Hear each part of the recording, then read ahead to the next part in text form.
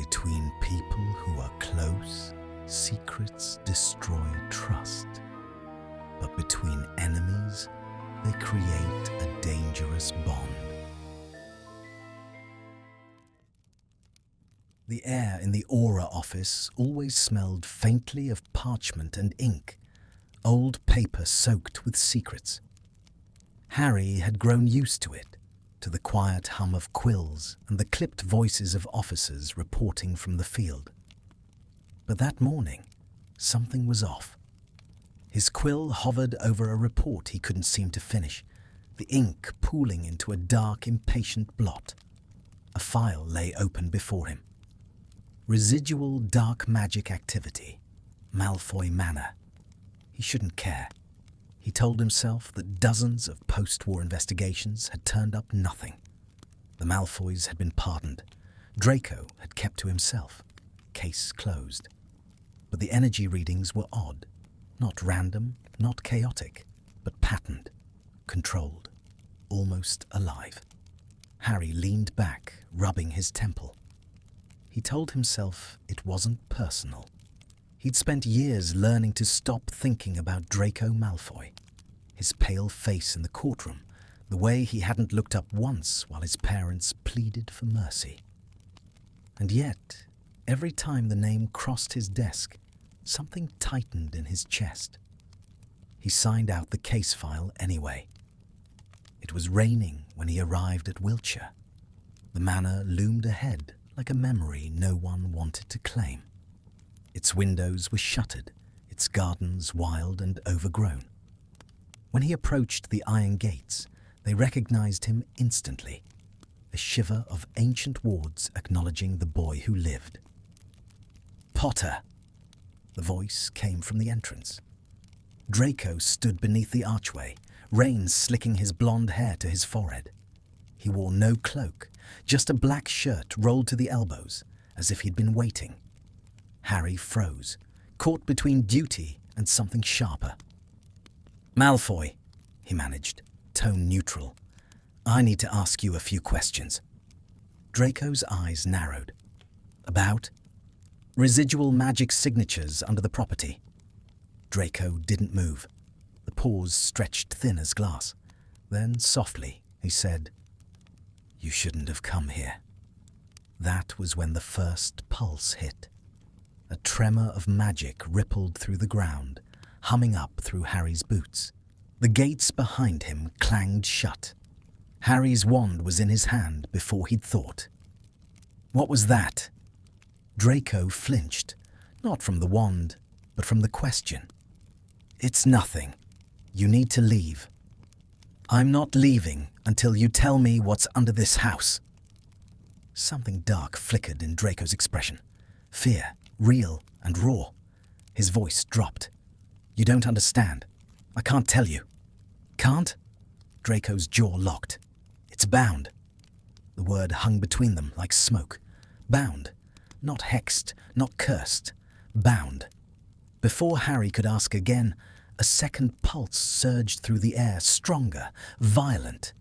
The ground cracked near the threshold, light spilling from the fissure. Black light, wrong and alive. Draco hissed and staggered back, clutching his arm. Harry caught a glimpse of a mark glowing faintly through his sleeve. But it wasn't the dark mark. It was older, etched in blue fire. "Malfoy, what is that?" Draco's breathing was ragged. "A family oath," he said through his teeth. "And you just woke it up." The wards around the house tightened like a fist. Harry tried counter-charms, but they fizzled uselessly against the air. Draco leaned against the wall, pale and shaking. "You're telling me your family made an oath to protect something?" Harry asked. Draco gave a hollow laugh. "Not something. Someone." Harry stared. "Voldemort's gone. Not all of him." The words made Harry's stomach drop. He had thought he'd left that nightmare buried in the ruins of Hogwarts. "Listen," Draco said quickly. "If you push against the wards again, it'll lash out. It thinks you're a threat." "Then tell me how to stop it." "I told you. I can't." His voice cracked just a little. "It kills anyone who breaks the oath." There was a moment, brief, fragile, where Draco's eyes met his. The storm outside flashed white against grey irises, and Harry saw it then. The exhaustion, the fear, and something deeper beneath, something like resignation. "How long?" Harry asked quietly. Draco didn't answer at first, then barely above a whisper, "Since the day he fell." The silence after was unbearable.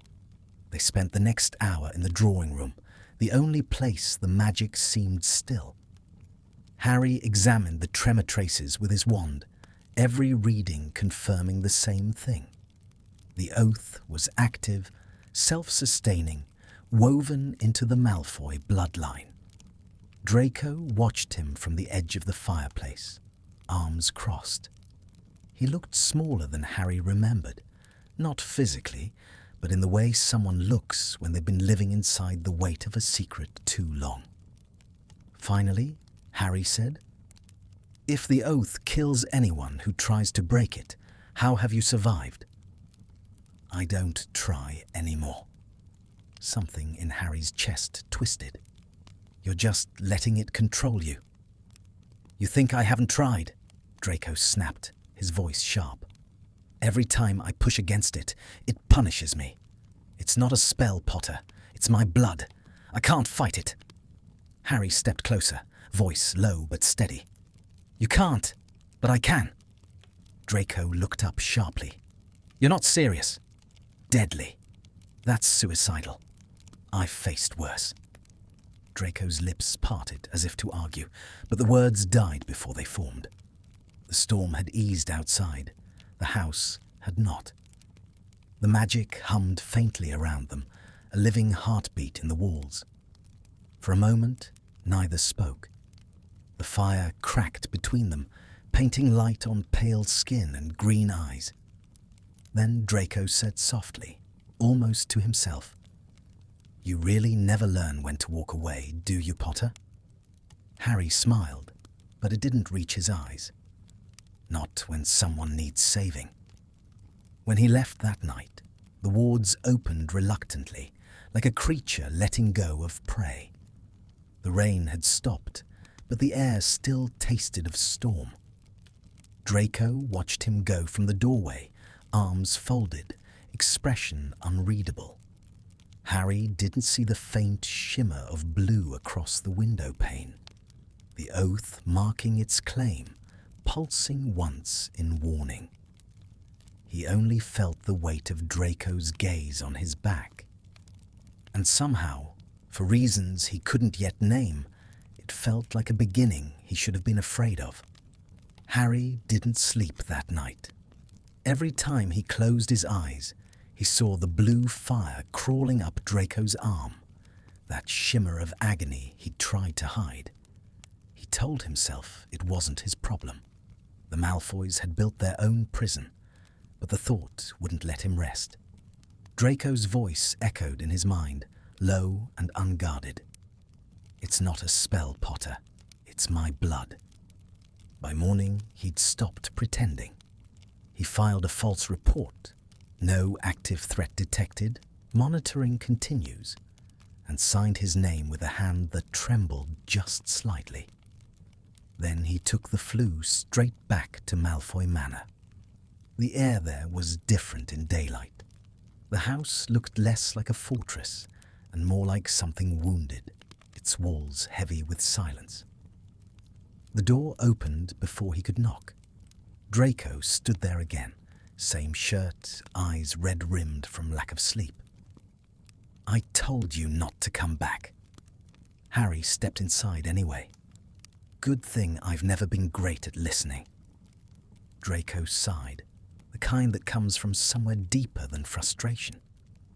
"You really have a savior complex, don't you?" "Call it what you want," Harry said. "But that thing under your house, it's not going away." Draco turned, walking down the long hall. "Neither are you, apparently."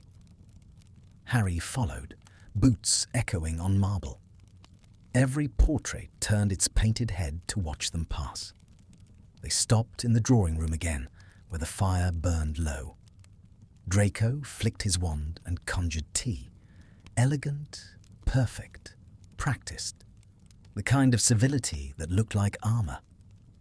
"You said the oath was made to protect someone," Harry began carefully. "Who?" Draco hesitated, then looked up with a half-smile that wasn't really one. "You really want to know? I wouldn't be here otherwise."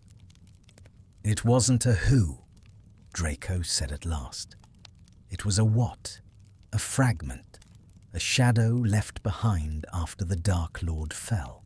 My father bound it to the family line so that no one could destroy it, not without destroying us." Harry's stomach turned. "You mean a piece of his magic?"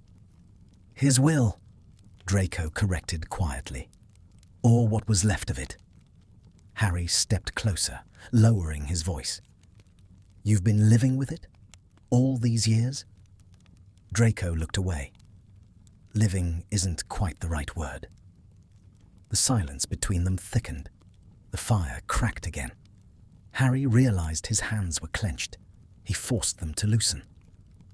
"I can find a way to undo it," he said, "but I'll need your help."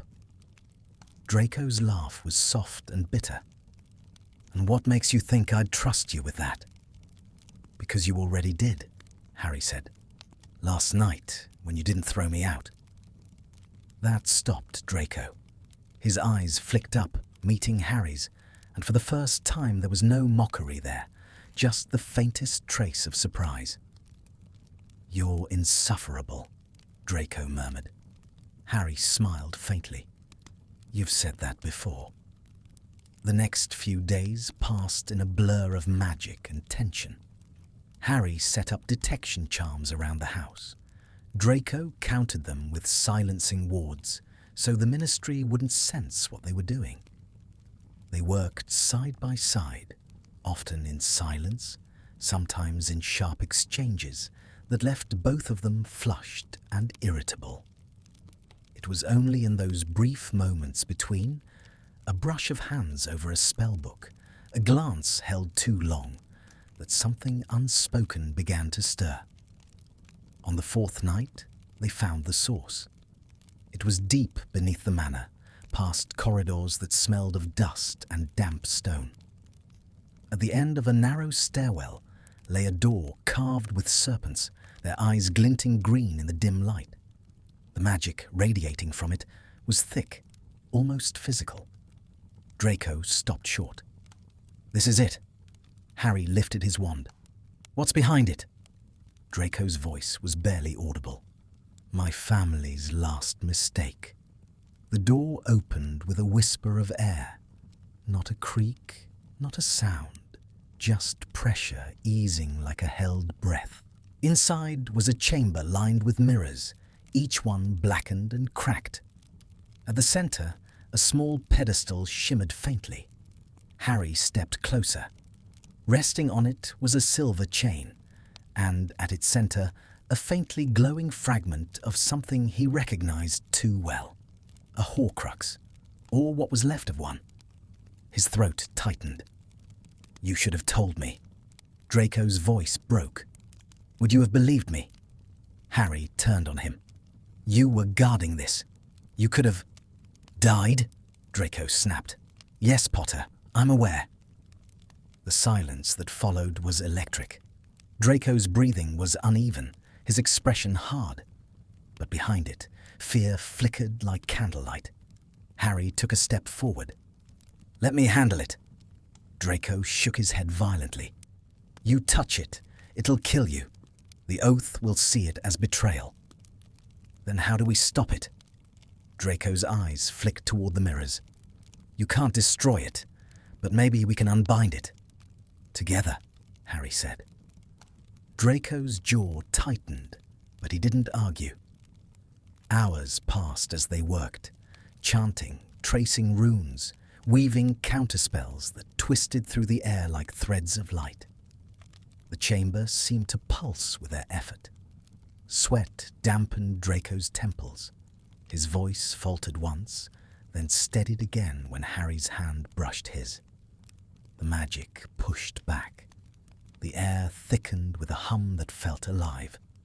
And then the chain flared, blue fire spilling across the floor, racing up Draco's arms. He gasped, choking back a scream. "Draco!" Harry lunged forward, catching him before he fell. The energy burned against his skin, but he didn't care. "Stay with me!" Draco's eyes were wide, unfocused.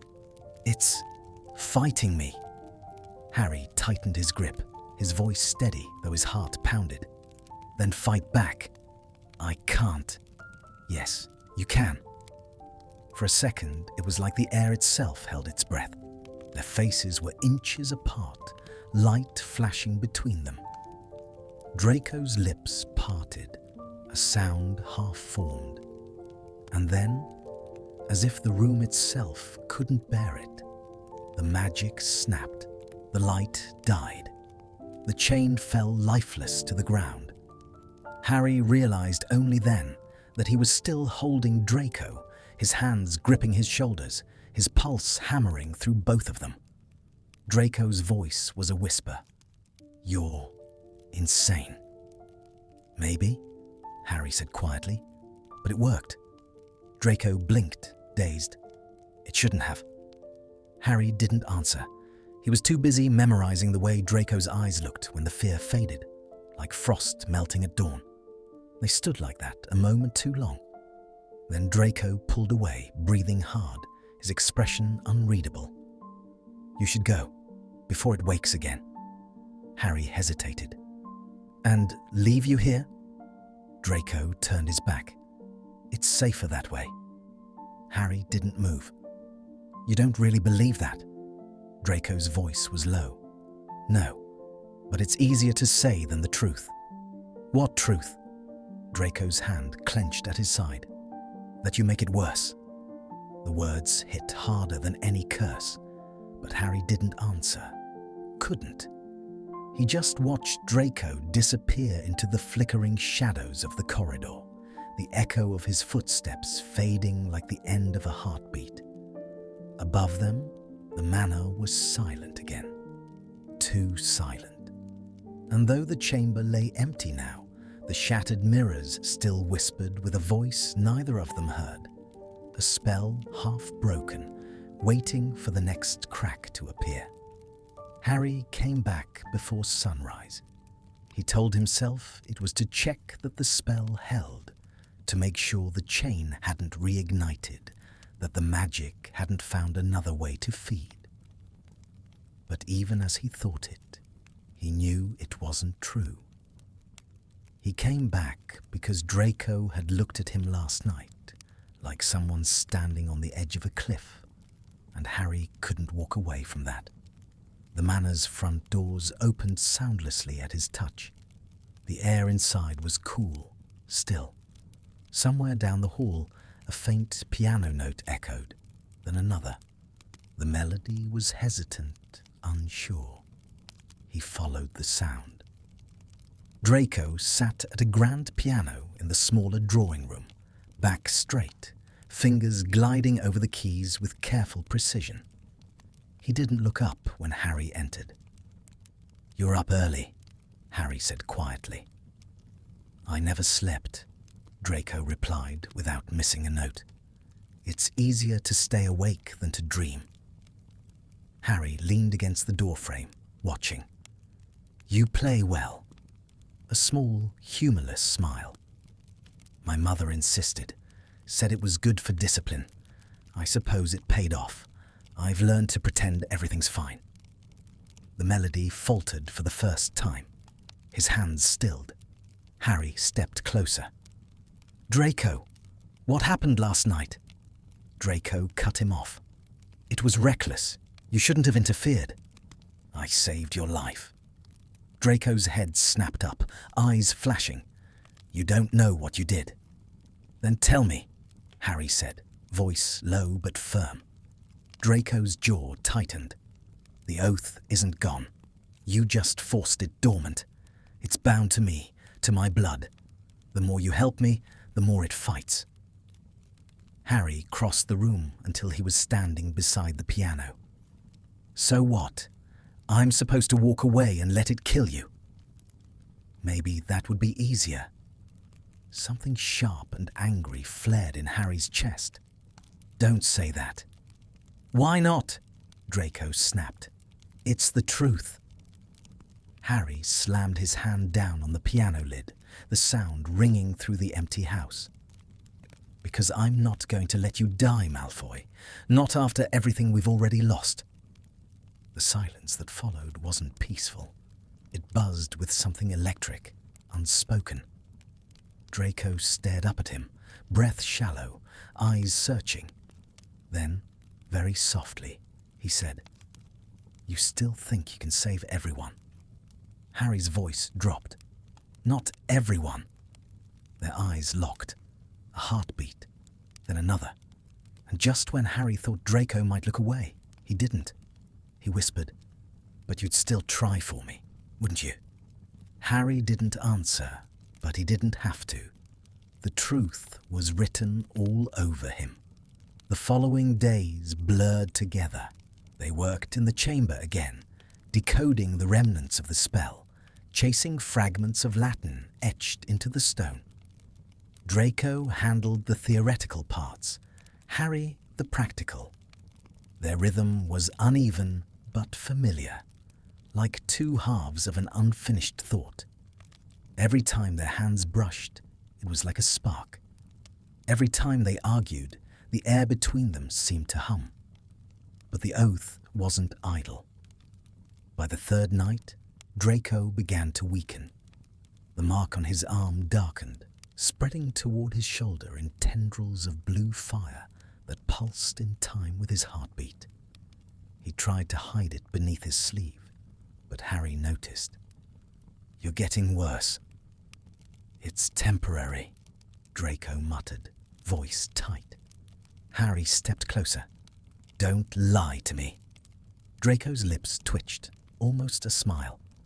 "Since when do you get to tell me what to do?" "Since you started pretending you don't need help." "I don't need..." "You do." The words came out rough, almost desperate. For a moment, Draco said nothing. Then he turned away, his reflection fractured across a cracked mirror.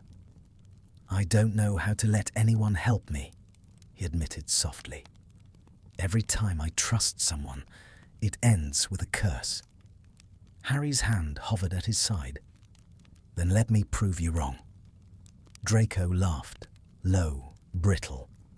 "You don't get it, Potter. The oath doesn't just punish betrayal, it punishes attachment. The closer I get to anyone, the worse it gets. It thinks love is treason." The word hung there, heavier than any spell.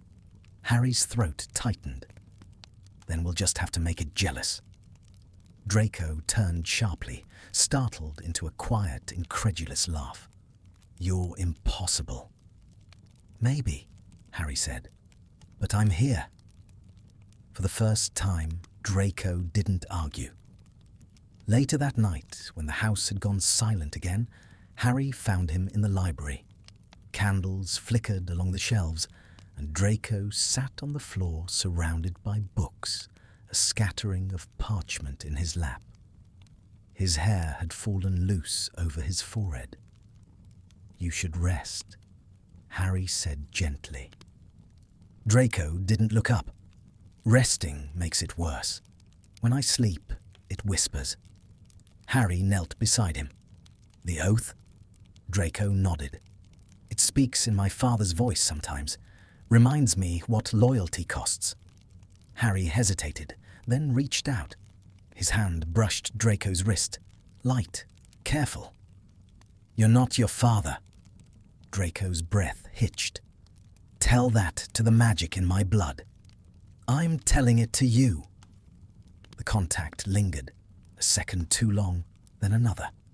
Draco's fingers twitched, as if resisting the instinct to pull away.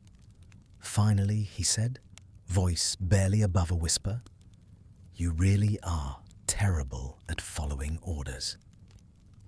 "Good thing I stopped taking them." That earned him a small, reluctant smile. It vanished almost as quickly as it came. But Harry saw it, and it felt like sunlight breaking through storm clouds. The next morning, Draco collapsed. Harry found him in the corridor outside the chamber, pale and trembling, the mark on his arm blazing bright enough to burn through the fabric. His breathing was shallow, erratic. "Draco!" Harry caught him before he hit the ground, lowering him gently. The air around them vibrated with residual magic, wild, furious, protective. "It's reacting," Draco gasped. "It knows." "Knows what?" "That he broke off, pain lancing through him. "That I want to be free." Harry's grip tightened. "Then let's finish this." Draco shook his head weakly. "You don't understand. If we destroy it, I die." Harry froze. "What?" "It's bound to my life. The oath feeds on it. If it's broken, it'll take me with it." The words hit like a curse. Harry's vision blurred for a heartbeat, then cleared. "No, there has to be another way." "There isn't." Harry refused to hear it. "There always is." Draco's eyes fluttered open, grey, glassy, but still sharp enough to meet his. "You really can't save everyone," he whispered again. Harry leaned closer, voice breaking. "I'm not trying to save everyone, just you." Draco's breath caught, half a sob, half a laugh. "That's what scares me." Then the magic surged again, blue light flooding the corridor. Harry pulled Draco against him, shielding him as the wave passed, the sound of their heartbeats merging in the quiet that followed. When the light faded, Draco was still breathing, barely. Harry didn't let go.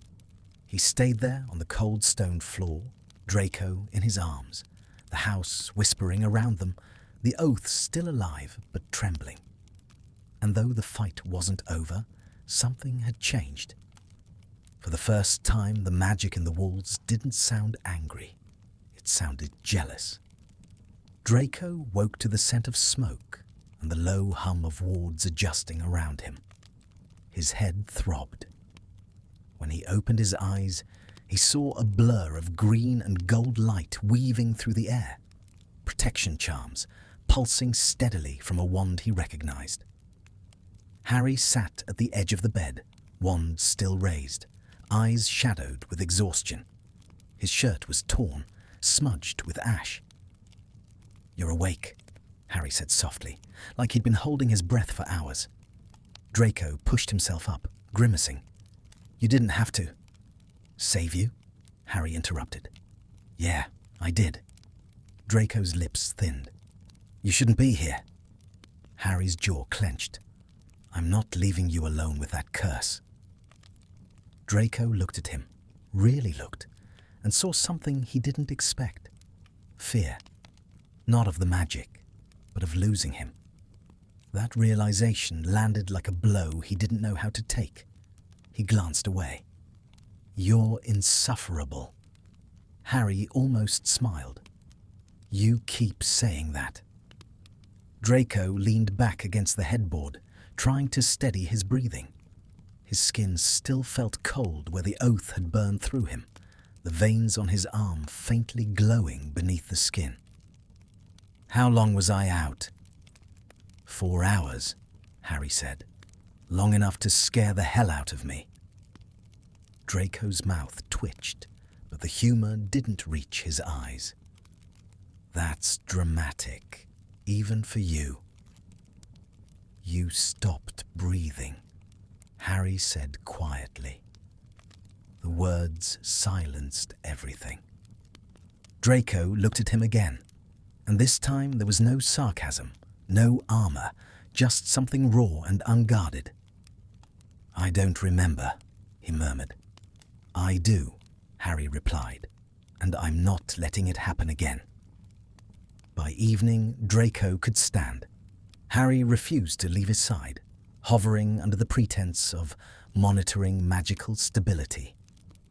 Draco didn't argue, though every instinct told him to.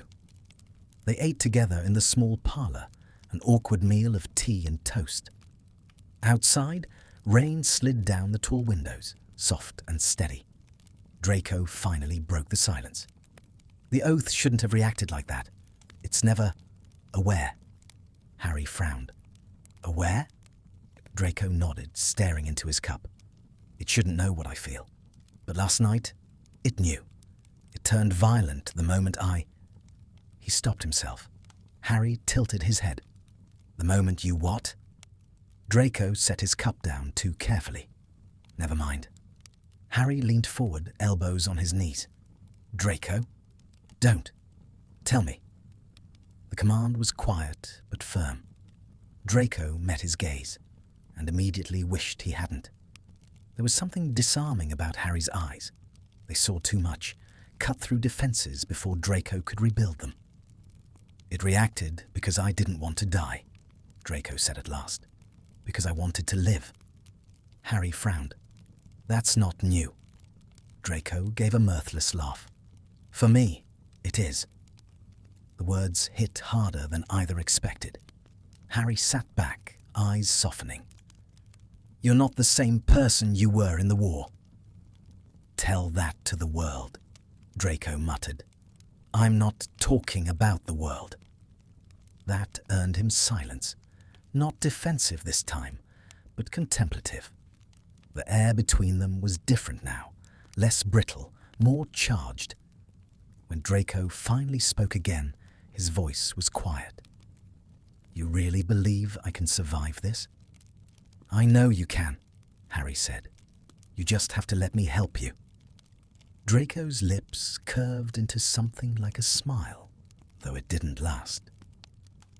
That sounds dangerously close to optimism.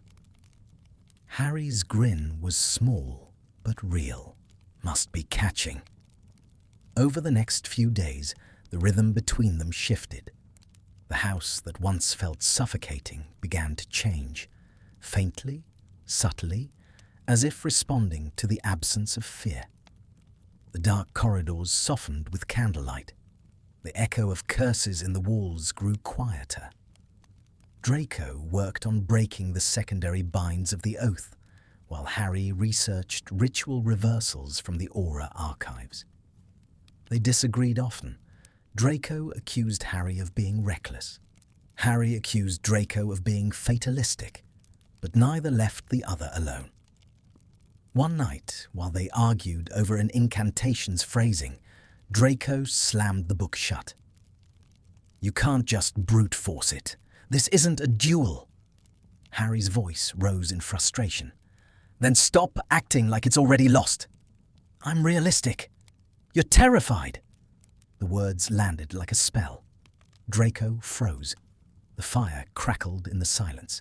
Harry exhaled slowly, lowering his voice. I know what fear looks like. You're not fooling anyone.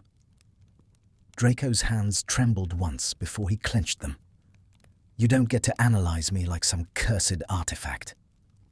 I'm not, Harry said quietly. I'm trying to keep you alive. The air between them thickened again, the same invisible pull that always came when their tempers flared. Draco looked up sharply, but Harry had already stepped closer. Why? Draco asked, his voice barely audible. Why do you care so much? Harry hesitated, and for a moment neither of them breathed. Because I do, he said finally, almost helplessly. Draco swallowed, something shifting behind his eyes. You shouldn't. I don't care what I should or shouldn't feel. That broke something in the room, a boundary, a silence. Draco took a step back, but Harry followed, the tension between them magnetic, dangerous. You don't understand what this will cost, Draco whispered. Then tell me, Harry said. Let me decide if it's worth it. Draco's breath caught. The oath mark pulsed faintly through his sleeve, responding to the heat between them. The house seemed to listen. Harry, he said softly, It will destroy us both. Then we destroy it first." Draco stared at him, every muscle taut. His lips parted like he wanted to argue, but no words came. The air felt heavy, charged, alive. Then the mark on his arm flared again, a warning, a punishment, and Draco stumbled back, clutching it. Harry reached for him instantly. "Don't touch me," Draco gasped. Harry froze. "It's feeding on it," Draco hissed, eyes bright with pain. "On this, on whatever's between us." Harry's voice was low, steady. "Then it knows we're winning." Draco let out a strangled laugh, not because it was funny, but because it was unbearable. "You really are mad." "Maybe," Harry said, "but I'm still not leaving." The magic surged again, blue veins of light crawling across the floor, but this time Harry stood firm, his wand raised, his gaze fixed on Draco, not as an enemy, not as a mission, but as someone he refused to lose. And for one brief, impossible moment, Draco let him. The wards around the manor trembled, not in warning, but in surrender. The next morning arrived grey and heavy, clouds pressing low over Wiltshire as though the sky itself was waiting. The manor was quieter than usual, its long corridors hushed, the portraits pretending to sleep. Harry found Draco in the library again, sitting by the window with a book open in his lap, though he wasn't reading it. His gaze was far away, unfocused, as if caught between memory and dread. Harry stopped in the doorway, watching for a moment before speaking. "You didn't sleep again." Draco's mouth curved faintly. "You make that sound like a choice." Harry crossed the room. "The oath?" Draco nodded, eyes still on the rain-smeared glass. "It's restless. It can feel us working against it." He gave a bitter half-smile. "I suppose that's progress." Harry leaned against the edge of the desk. "Then let's finish this before it finds a way to strike back." Draco finally looked at him. "You sound as if you think this is winnable." "I have to." Something unreadable flickered in Draco's expression. Disbelief, maybe, or something softer. He closed the book carefully and stood, the movement deliberate, precise. "You're either the bravest person I know, Potter, or the most foolish." Harry smiled faintly. "Maybe both." They spent the afternoon in the lower chamber again, testing new spellwork. The air there was colder, the stones slick with a faint shimmer of moisture. The shattered mirrors still reflected fractured images of them, half Harry, half Draco, joined by flickers of blue fire. Draco sketched a new sigil in chalk on the floor, lines clean and symmetrical. "This might separate the living magic from the oath's blood binding," he explained. "If it works, the curse will lose its anchor." "And if it doesn't?" Harry asked. Draco's hand stilled. "Then it'll bind itself to the nearest living source." Harry understood the implication without needing to ask. "Me?" Draco didn't answer. Harry crouched beside him, their shoulders nearly touching. "We've done riskier things." "Not for me." Harry turned his head, meeting Draco's gaze. "You're worth it." The words landed like a spell. Draco's breath hitched, the faintest tremor passing through him. He looked away quickly, focusing on the sigil as though it demanded his full attention. "You really don't know when to stop, do you?" "Not when something matters," Harry said simply. Draco didn't reply, but the chalk trembled slightly in his hand. The ritual began at dusk. The chamber pulsed with dim light, the rune circle glowing faintly gold against the stone floor. Draco stood in the center, sleeves rolled up, wand raised. Harry circled him from the outer ring, keeping his wand steady. "Ready?" Harry asked. Draco's lips tightened. "No, start anyway." Harry murmured the first incantation. Magic flared, a low, resonant hum filling the chamber, vibrating in their bones. Draco's voice joined his, threading Latin and ancient magic into the air. The ground trembled. The light brightened, the golden lines turning blue, then black. Draco's breath came faster, his eyes widening as the mark on his arm flared to life. "It's fighting back," he gasped. "Hold on!" Harry shouted, pushing more magic into the spell. Draco's knees buckled, but Harry caught him before he fell, one hand steadying his shoulder, the other still weaving counterspells in the air. The light between them flickered wildly. "Harry, stop! Not until it's over. It'll take you too." Harry's voice was rough. "Then it can try." The air cracked open, a sound like thunder but sharper, alive. Blue fire erupted from the floor, swirling around them both. Draco's wand flew from his hand. The magic surged, hungry, clawing at anything it could reach. Harry pulled him closer, their foreheads nearly touching. "Look at me," Draco did, and for that heartbeat, the fire froze. Everything, the chaos, the pain, the spell, held still. Harry whispered the final reversal under his breath, the ancient word that severed ties. The runes flashed white. The light shattered. When it cleared, they were both on the ground, breathless, the room still humming with residual magic. Draco's mark had dimmed to a faint scar. "Is it gone?" Harry asked. Draco flexed his fingers, his breathing ragged. "It feels lighter." He looked at Harry, disbelief softening into something fragile. "You might have actually done it." Harry managed a shaky smile. "Told you we'd win." Draco laughed, low, incredulous, but real. "You have no idea what you've done." "Saved your life?" "Ruined mine," Draco murmured. The way he said it made Harry's chest ache. That night, the manor felt almost peaceful. The fire burned warmly in the hearth. The oppressive weight in the air had lifted. They sat opposite each other in the drawing room, the silence between them no longer hostile but strange, almost intimate. Draco broke it first. "You risked everything for me. Why?"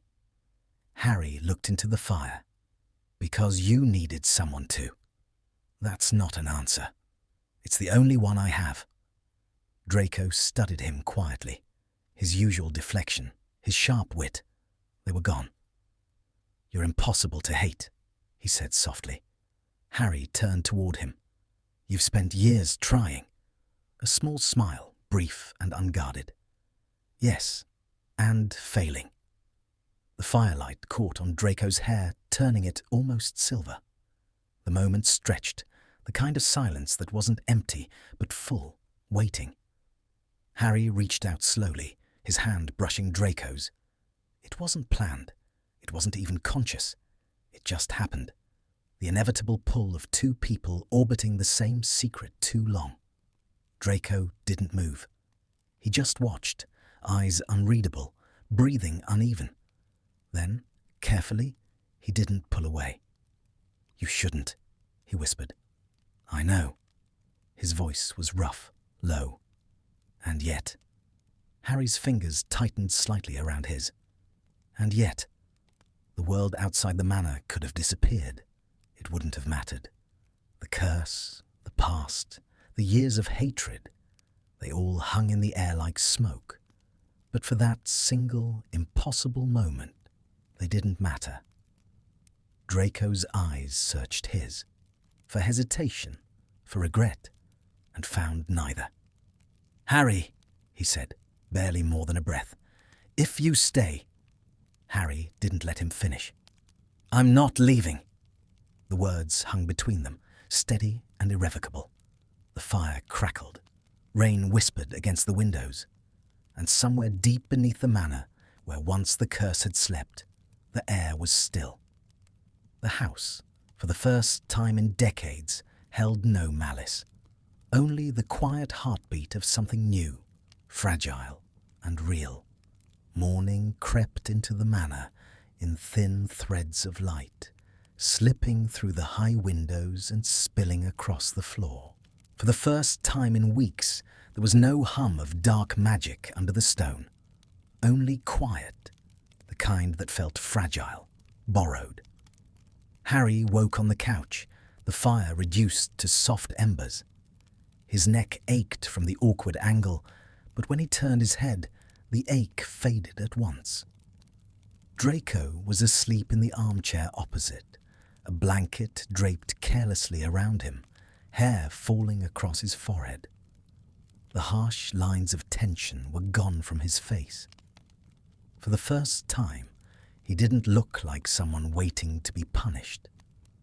Harry watched him a moment too long. Something in his chest tightened. Not sharp, but deep.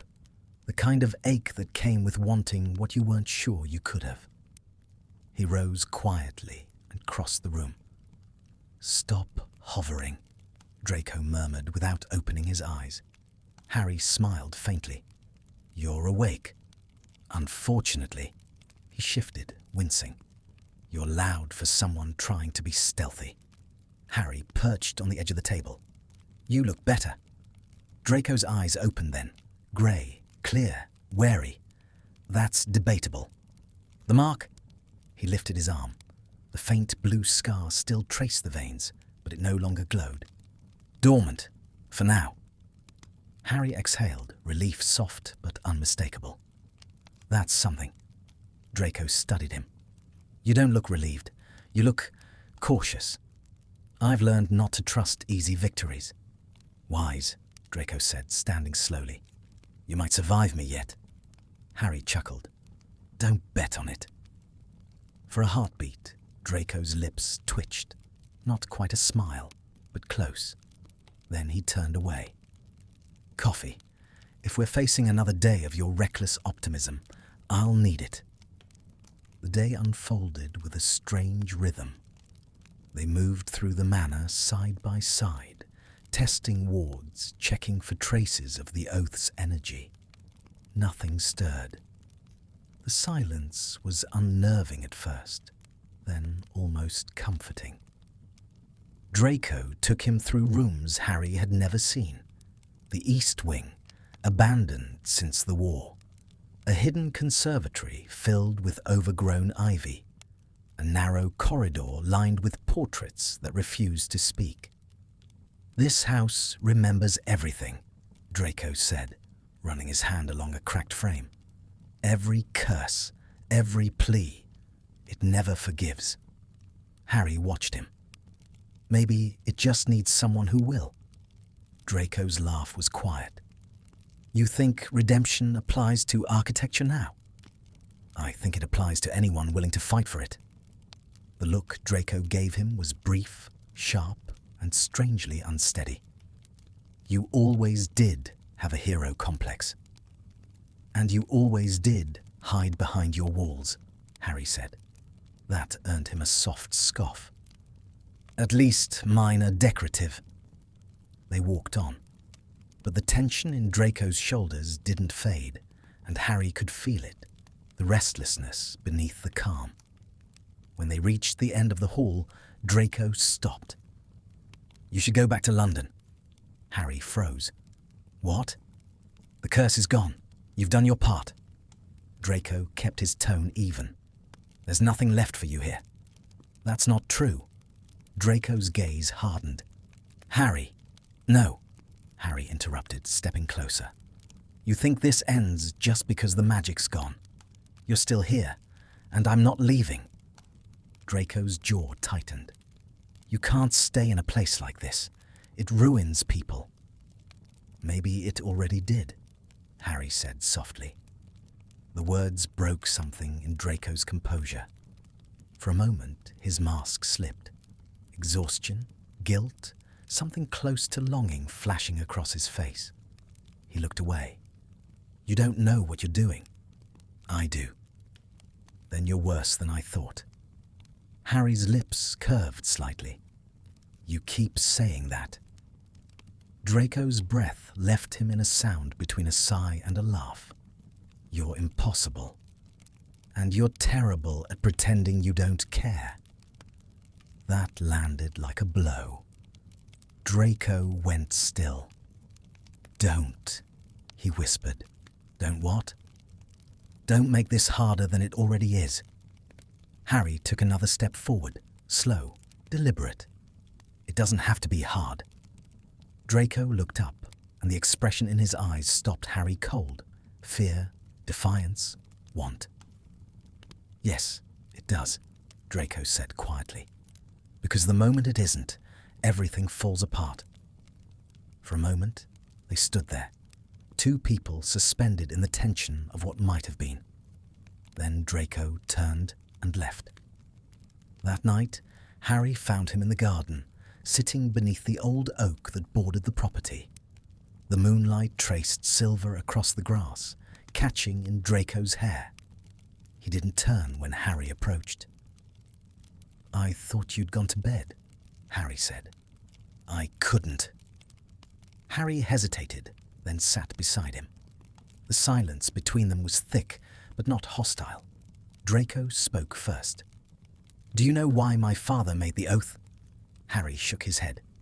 "He thought loyalty could be forced, that love, obedience, duty, they were all the same thing." Draco's voice was quiet, almost detached. He believed control was protection, that if he chained his bloodline to his cause, we'd be safe from weakness. "And you've been paying for it ever since," Harry said. Draco gave a hollow laugh. "Seems poetic, doesn't it? The one thing he tried to preserve, the family name, became the curse that destroyed it." Harry's voice softened. "You broke it."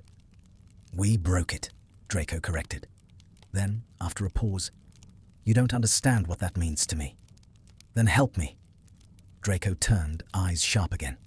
"Help you what?" "Understand." For a long time, he didn't speak. Then, very quietly, he said, "I spent years thinking I was unredeemable, that no matter what I did, the world would only ever see the mark on my arm.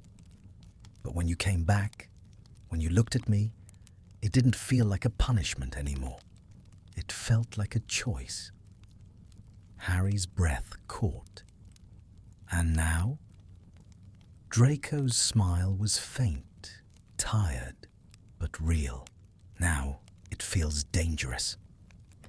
Harry's hand moved before he could stop it. Just a small touch, his fingers brushing Draco's wrist. "Maybe danger's not always bad." Draco looked down at their hands. "You really don't learn, do you?" "Never." The night seemed to hold its breath. The air smelled of rain and ash and something new. Then Draco's fingers shifted, hesitant, unsure, and intertwined with Harry's. No words, no promises, just contact, warm and real and terrifying. The house didn't stir. The earth didn't shake. The sky stayed silent. Only the faint hum of magic beneath their skin. Not a curse this time, but something human, fragile, alive. Draco exhaled slowly. "If you stay, this won't end well." Harry's voice was steady. "Then I'll take not well over, never." Draco closed his eyes, as though trying to memorize the sound of that. And in the quiet that followed, the wind moved through the garden like a sigh. Not a warning, but an acknowledgement. The danger had changed shape. It wasn't a curse anymore. It was love. The rain began again before dawn. It came softly at first, then heavier, streaking across the tall windows and pooling on the flagstones. Harry woke to the sound of it, the faint rhythm threading through his sleep until it pulled him fully awake. He was still in the library, slumped on the couch, a half-open book at his side. The memory of last night came back all at once. The garden, Draco's hand in his, the unspoken decision hanging between them. He sat up, the ache in his chest sharp and sweet at the same time. The fire had long gone out, but the air was still warm. Somewhere down the corridor he heard footsteps, measured, deliberate. He knew that gate now, could tell Draco's presence by sound alone. Harry rose and followed. He found Draco in the hallway outside the ballroom. The doors stood half open, the space beyond dim with early light. Draco was standing in the center of the room, wand in hand, surrounded by thin, glowing threads of silver. Diagnostic charms, precise and beautiful, twisting through the air like silk. "What are you doing?" Harry asked quietly. Draco didn't look back. "Checking the wards. The house hasn't reacted since we broke the oath. It feels wrong." Harry stepped inside. "You mean quiet?" Draco's mouth twitched. "Silence in this place is never innocent." He flicked his wand again, and one of the threads snapped with a faint crackle. "See? Residual magic. Still alive." Harry frowned. "You think there's something left?" "I know there is," Draco said. "The Malfoys never built anything that could be completely destroyed." He lowered his wand, turning at last. "Including themselves." Harry crossed the space between them, the echo of his footsteps filling the void. "You're not them." Draco's voice was flat. "Tell that to the blood in my veins. Then prove it wrong." Draco's eyes lifted, pale grey, cold at first, then softening. "You really believe I can?" Harry didn't hesitate. "I already do." Draco exhaled, looking away. "You make it sound so simple." "It's not," Harry said, "but it's possible." He reached out, gently touching Draco's arm, the one still faintly scarred by the oath. The skin there was cool, smooth, except for that thin, stubborn line of blue. Draco didn't move.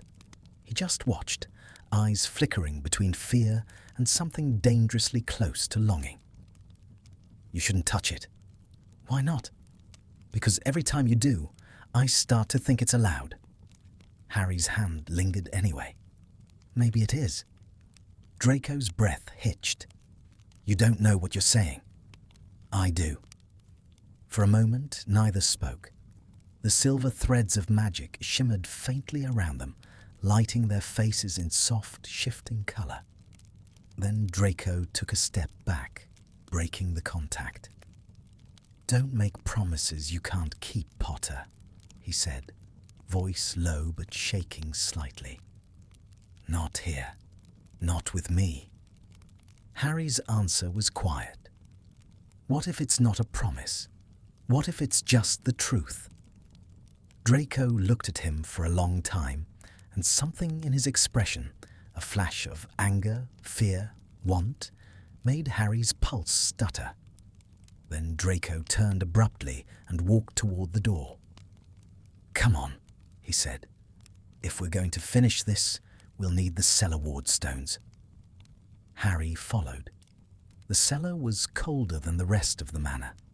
The air smelled of damp and dust, the scent of years buried. The stones glowed faintly where the last remnants of the oath had once pulsed, faint blue veins webbing across the wall. Draco crouched to examine them, his wand tracing delicate runes. "This is where the curse anchored itself. If we can drain the energy completely, the bloodline connection will break for good." Harry knelt beside him.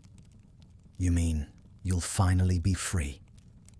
Draco gave a soft, humorless laugh. "Freedom's a luxury people like me don't get." Harry met his eyes. "You're wrong." Draco turned toward him sharply. "You think because you've survived worse, everyone else can too?" Harry's tone softened. "No, I think you can, because you already have." Draco stared at him, long, searching, then looked away. "You really are infuriating. Maybe that's why you haven't thrown me out yet." A flicker of something, amusement maybe, crossed Draco's mouth before he focused back on the stone. "Hold this." He passed Harry a small silver knife, its hilt engraved with serpents. Harry hesitated. "Don't worry," Draco said dryly. "I'm not asking for blood. Not yet." Harry smirked faintly and steadied the knife against the rune. Draco began chanting under his breath, the language low and rhythmic, vibrating through the air. The markings flared, then dimmed, the blue light draining into the knife like water. The process was long, exhausting. Sweat beaded at Draco's temple, his voice faltering once before he forced it steady.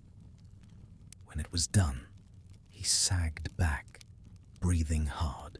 Harry caught him before he could fall. Draco didn't resist. For a heartbeat, he just leaned into the touch, his head resting against Harry's shoulder. "Don't get used to this," Draco murmured, eyes half closed. Harry smiled faintly. "Too late." Draco made a sound halfway between a sigh and a laugh. "You're unbelievable." "And you're alive," Harry said. "That's enough." They stayed there longer than they should have, surrounded by the remnants of the curse's heart. The silence between them changed, heavier now, but not with fear. When Draco finally straightened, he didn't move away immediately. His eyes met Harry's, and whatever wall had been there, the one built on years of pride and guilt, cracked again. "Harry," he said quietly, "you don't know what this means for me. The oath, my family, all of it. I'm not someone who gets saved. Not like this." Harry's answer was simple. "Then don't be saved.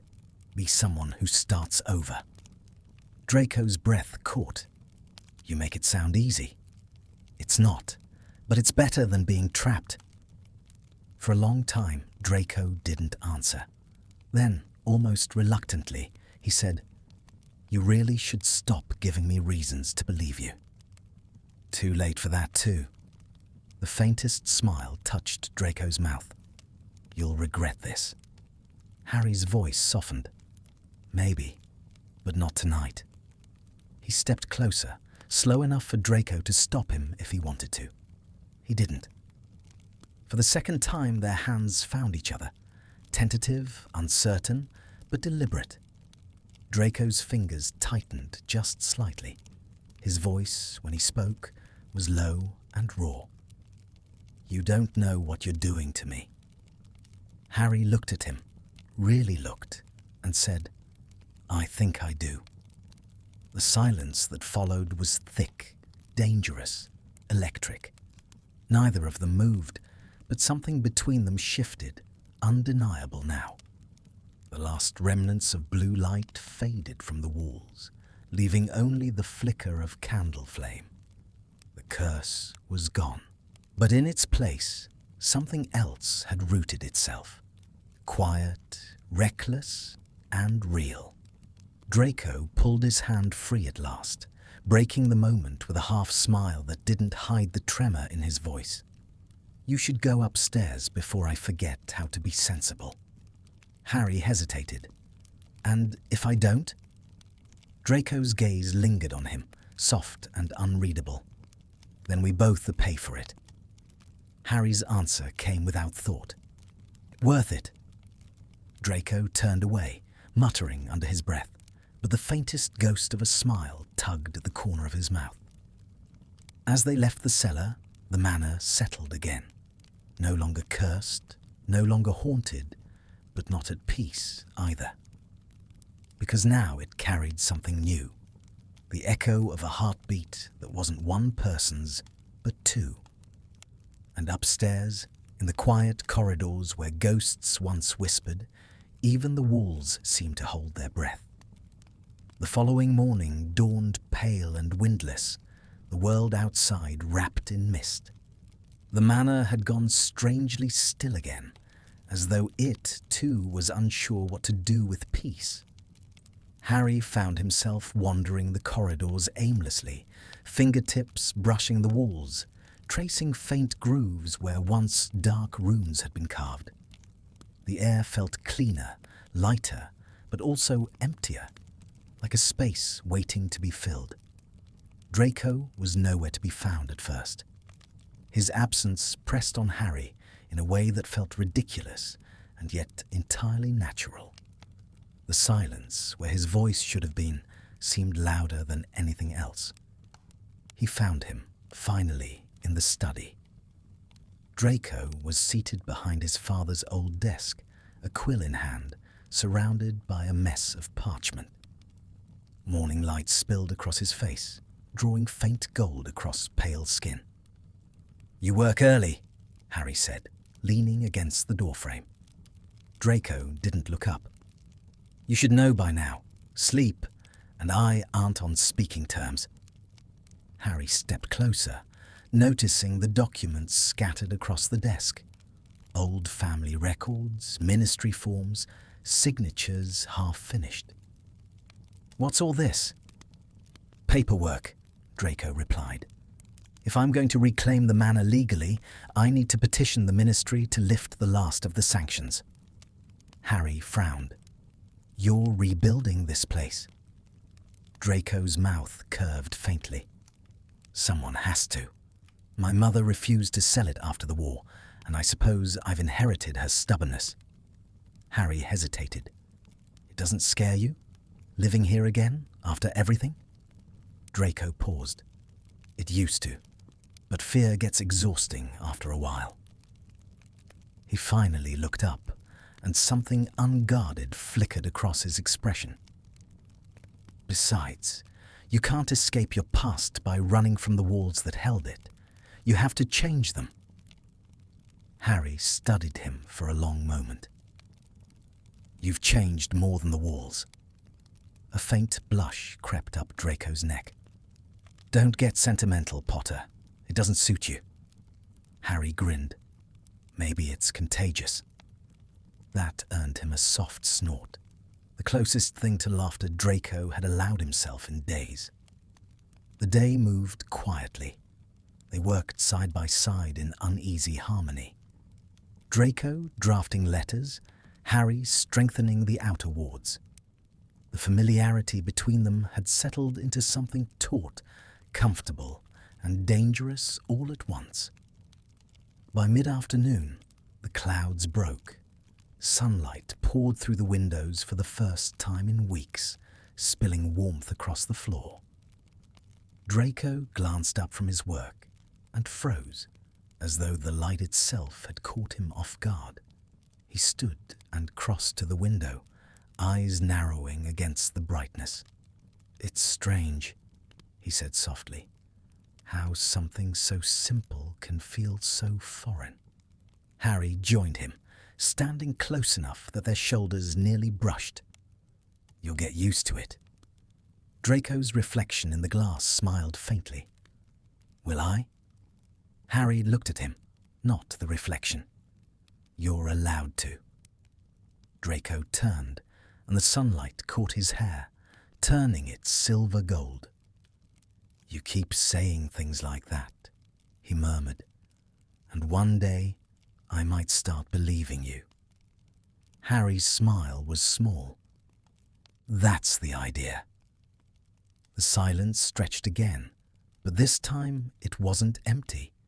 It was full of all the things they hadn't yet said, all the things they were afraid to name.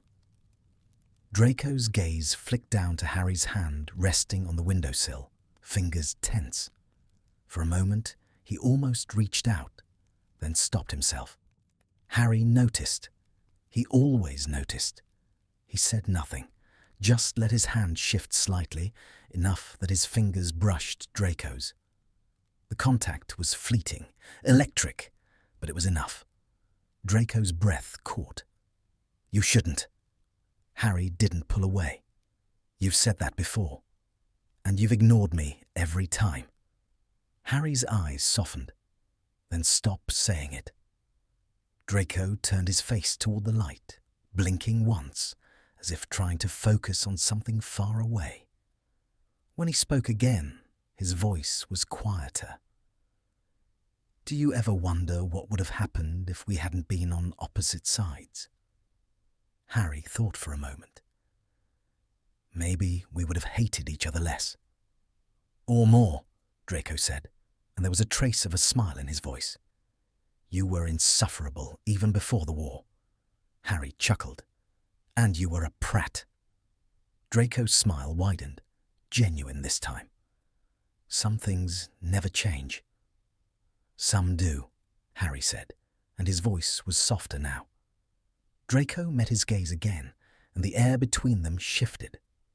Something raw and unfinished passed in that look, a question neither of them could yet ask, an answer both already knew. That night, the wind rose again. The sound of it moving through the old trees carried a strange restlessness. Harry couldn't sleep. He wandered the corridors until he reached the conservatory, where moonlight filtered through the glass roof in fractured beams. Draco was there, sitting on the stone ledge beside the fountain. He didn't seem surprised to see him. "Couldn't sleep either?" Harry asked. Draco shook his head. "Old habits." He gestured to the sky. "It's clearer tonight. You can almost see the stars." Harry followed his gaze. "I didn't think you cared about stars." Draco's lips curved. "They're predictable. I like that about them." Harry moved closer, the moonlight cutting silver across his face. "Nothing about you is predictable." Draco arched a brow. "That's not a compliment." "It's true." Draco tilted his head. "You really don't know when to stop, do you?" "Not with you." That silenced him. The fountain's trickle filled the space between them, soft and steady. Draco looked down at the water, his reflection fractured by ripples. "I keep thinking this should feel wrong," he said quietly. "That it's too late for us to be anything but what we were." Harry's voice dropped. "And does it?" Draco hesitated.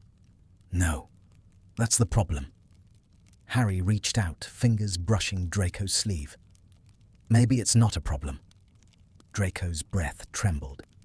"You make everything sound simple." "It doesn't have to be complicated." Draco finally looked up, and the world seemed to hold still. His eyes, always guarded, were open now, unshielded, vulnerable. "You don't know what you're doing," he whispered. "I do," Harry said, and before either could stop it, his hand slid up Draco's arm, resting over the faint scar that had once marked his curse. Draco closed his eyes, a shiver running through him. "Harry." "Tell me to stop," Harry said. Draco didn't. The space between them vanished, slow but certain, not with recklessness, but with the quiet inevitability of something long overdue. Their foreheads touched, breath mingling, a fragile contact that held more weight than any spell. Draco whispered, "You'll regret this." Harry's voice was steady. "Not possible." When they finally pulled apart, the air felt different, charged, alive, full of everything they hadn't said. Draco stood first, his composure struggling to return. "You should get some sleep," he said, too evenly. Harry smiled faintly. "You're avoiding." "I'm surviving," Draco replied, turning toward the door. But at the threshold, he stopped. His voice, when he spoke again, was softer, almost human. "Good night, Harry." Harry's answer came without hesitation. "Good night, Draco." When Draco disappeared into the shadowed corridor, Harry stayed by the fountain, staring up at the fractured sky. The stars looked different somehow, closer, brighter. For the first time since the war, He let himself hope that something this fragile could last. The following days passed in strange, quiet equilibrium. The manor no longer pulsed with dark magic. Instead, it seemed to breathe along with them, like it had been waiting centuries to rest. The silence was softer now, not empty, watchful. Harry found himself slipping into a rhythm he hadn't expected. Mornings began with coffee in the study, evenings with faint laughter echoing through the corridors, and between them, hours of tension wound tight enough to hum. Every time their eyes met, something flickered between them, an awareness that neither could name aloud. It was dangerous, inevitable, and very real. One afternoon, Draco was in the library, repairing an ancient tapestry with the delicacy of a surgeon. His sleeves were rolled up. A scar from the oath glimmered faintly in the light. Harry leaned against the door, watching. "You're staring," Draco said without looking up. "You're doing magic," Harry countered. "I was making sure it wasn't illegal." Draco smirked. "You'd love that, wouldn't you? Another chance to arrest me." Harry crossed the room. "You think I'd go to all this trouble just to lock you up again?" Draco's wand stilled mid-air. Old habits die hard. Harry smiled. So do new ones. Draco finally glanced up, eyebrow raised. "And what habit would that be?" Harry didn't answer right away. He just stepped closer until he stood behind Draco, his presence warm, solid, uninvited. The tapestry glowed faintly in front of them, silver thread weaving itself across torn cloth. "This one," Harry said quietly. Draco turned slightly, not enough to face him fully, just enough that the air between them changed. "You should stop doing that." "Doing what?" "Getting close." Harry's breath ghosted against his ear. "Tell me to move." Draco's fingers tightened on his wand. "I should. But you won't." Draco let out a slow breath, eyes closing. "You're insufferable." Harry smiled against the word. "You keep saying that." When Draco finally turned, their faces were a breath apart. The world beyond that moment, the war, the past, the names they'd once called each other, dissolved. The tapestry behind them sealed itself with a soft hiss, and Draco whispered, almost to himself, "That's finished." Harry's gaze didn't move. "Is it?" Draco looked at him for a long time, and then he stepped back, breaking the spell of the moment.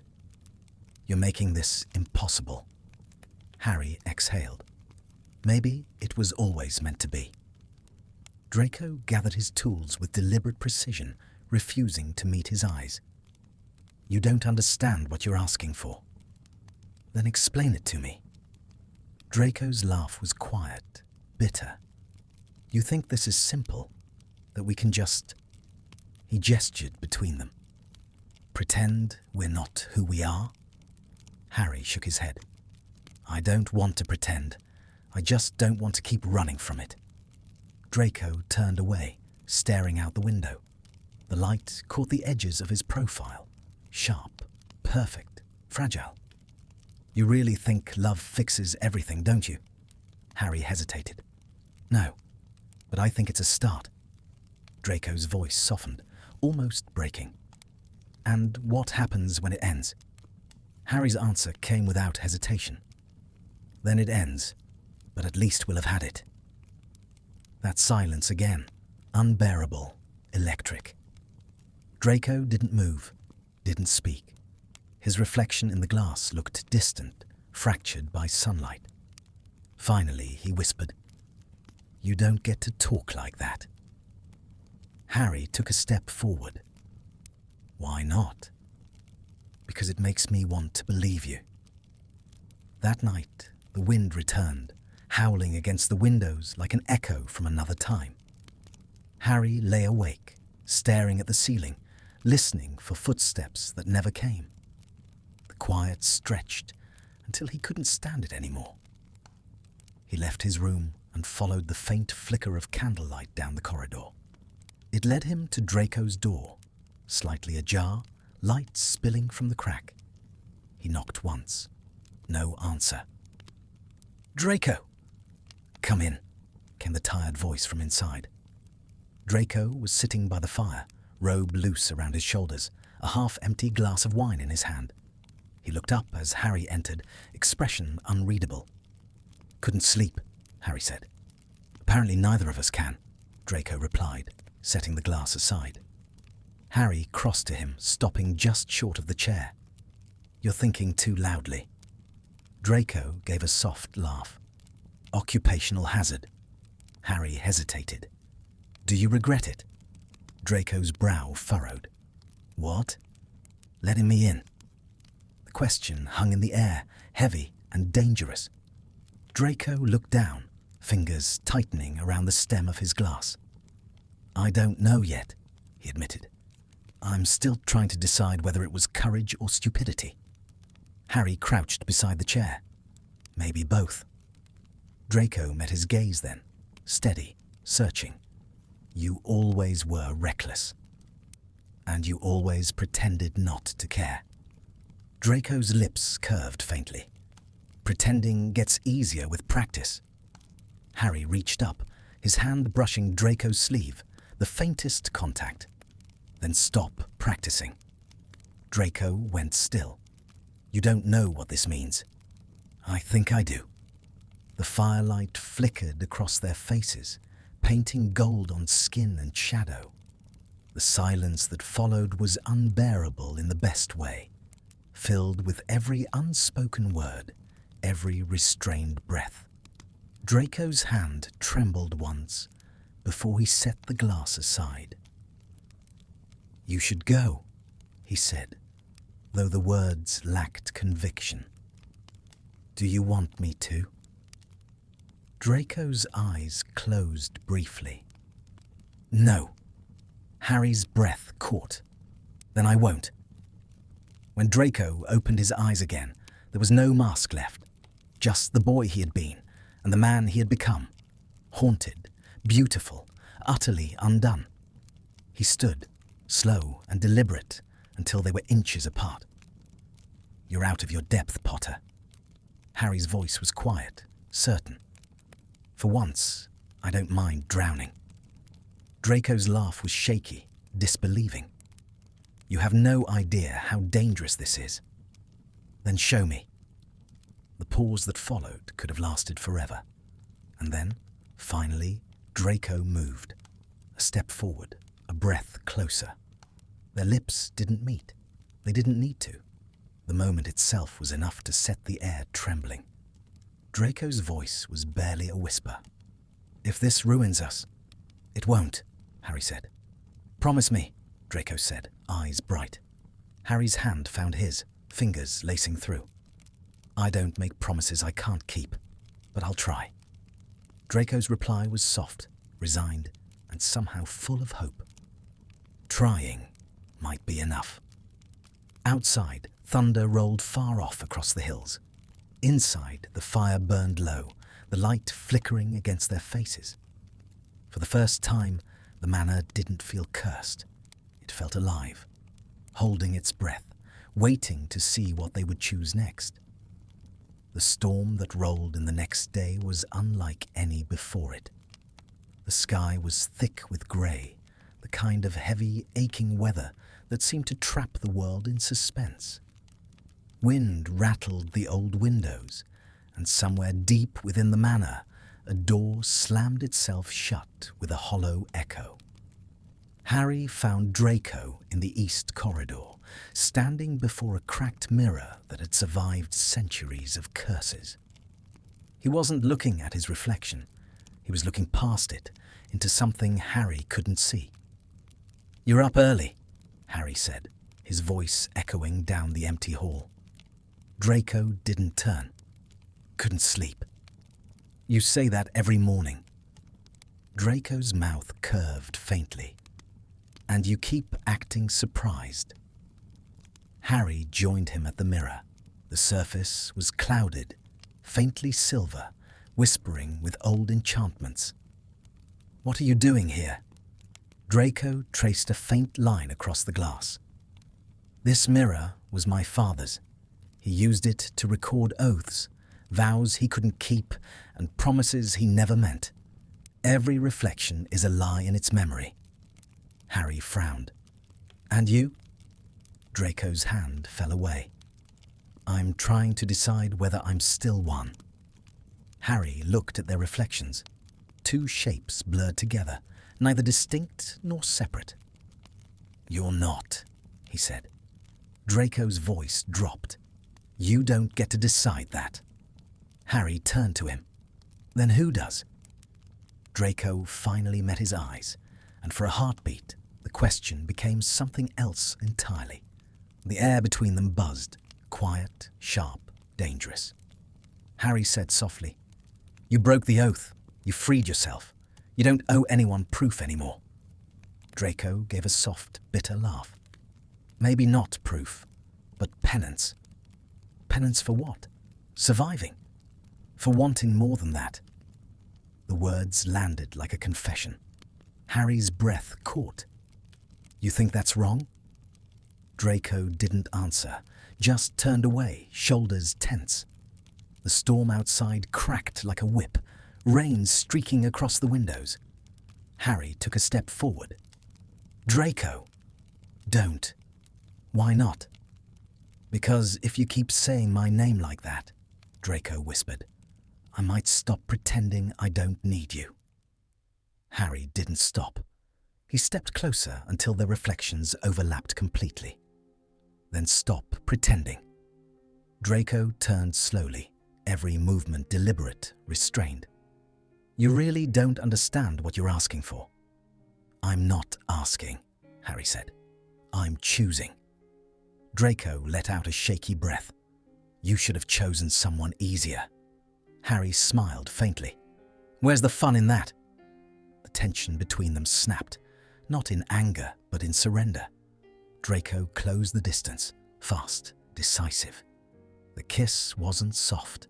It wasn't careful.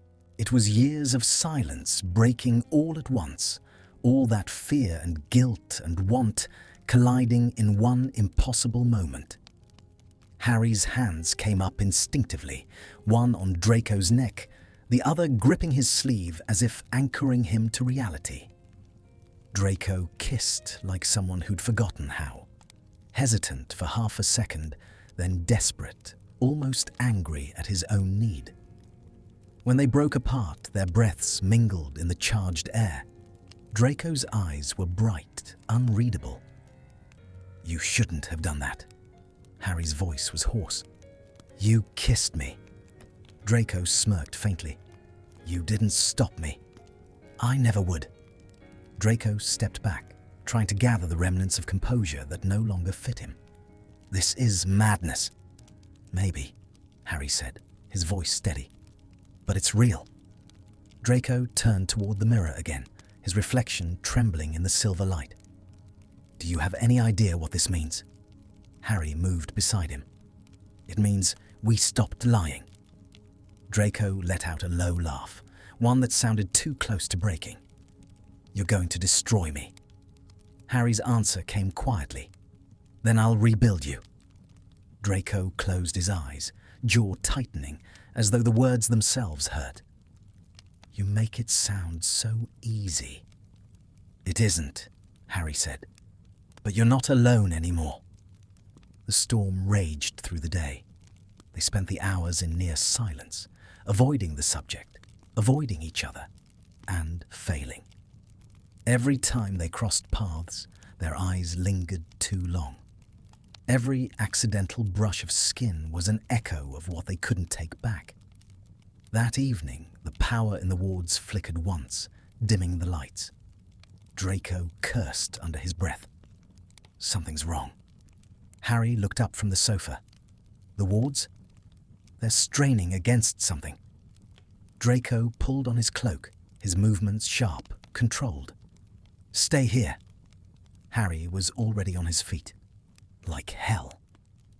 They descended into the lower halls, the air colder now, charged with residual magic.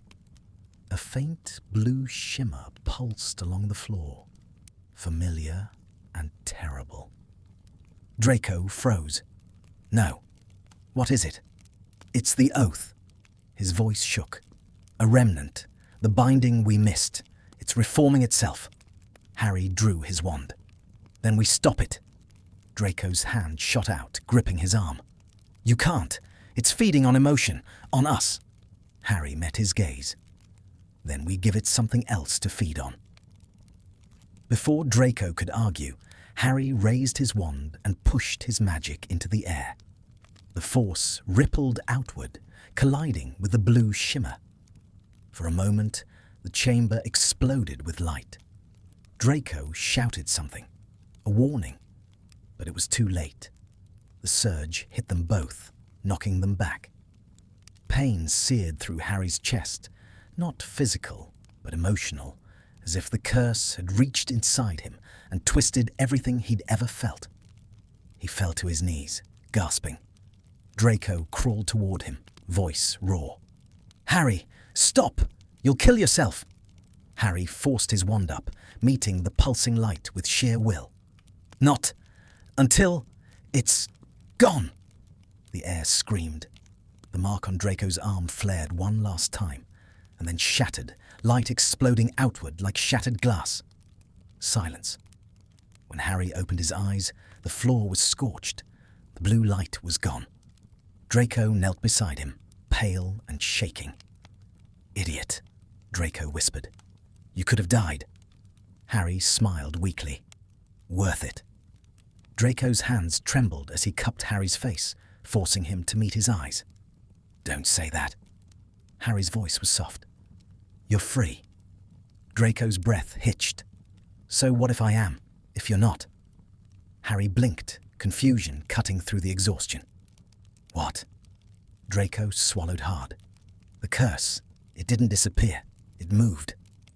Harry looked down. His forearm glowed faintly blue. For a long, hollow second, neither of them spoke. Then Draco said, voice breaking, You absolute fool. Harry managed a faint smile.